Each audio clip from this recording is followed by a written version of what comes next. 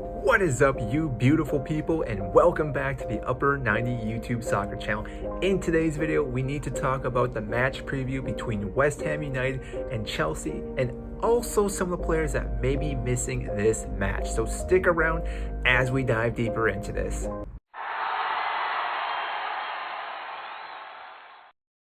For those that don't know who I am, my name is Mike, huge fan of the Premier League and obviously a Chelsea fan, which is why we're always talking about the best club in London, who also happen to be the champions of Europe. Now, if you are new to this channel, make sure to like and subscribe down below.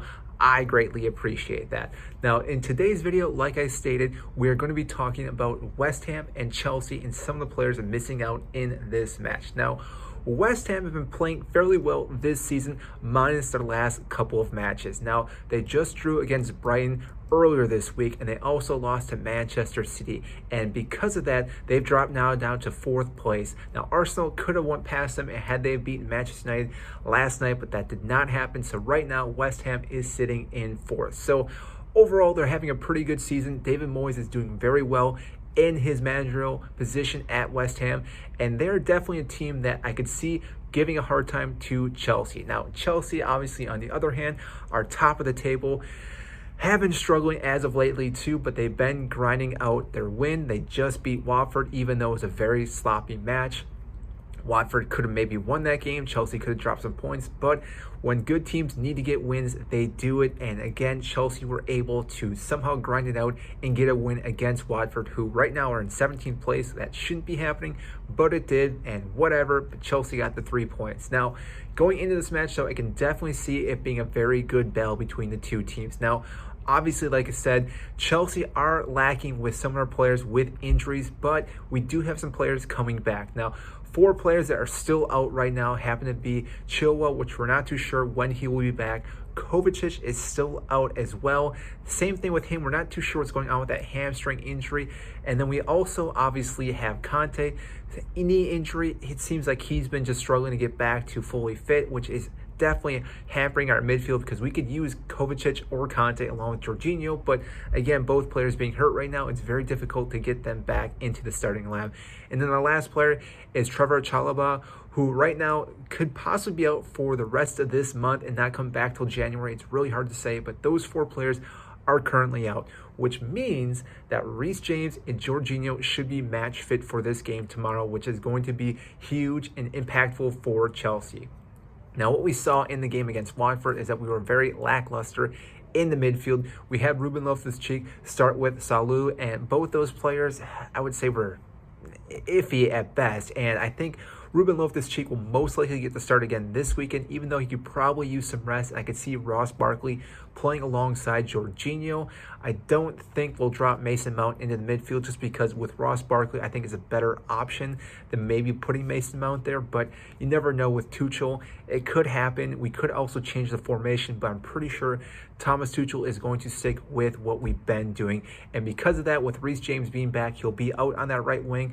Marcus Alonso on the left side, and in our defense, I think we're going to go with the 3 main guys we've been going with, and that is going to be Rudiger, Thiago Silva, and our captain, Cesar Azpilicueta. I think those 3 players can definitely show up and play well. I could possibly see Sarr stepping up and taking the position from Azpilicueta, but right now, I think those 3 guys are going to be starting in the back line. Obviously, Mendy is going to be between the sticks. That's not too hard right now, even though he will be gone next month. So right now, we definitely need to get the best of Mendy, and hopefully Kepa can step up when he needs to in January. Now, in our attacking third, this is where it gets very tricky on who we're going to select because Thomas Tuchel obviously has a lot of players that he can pick from.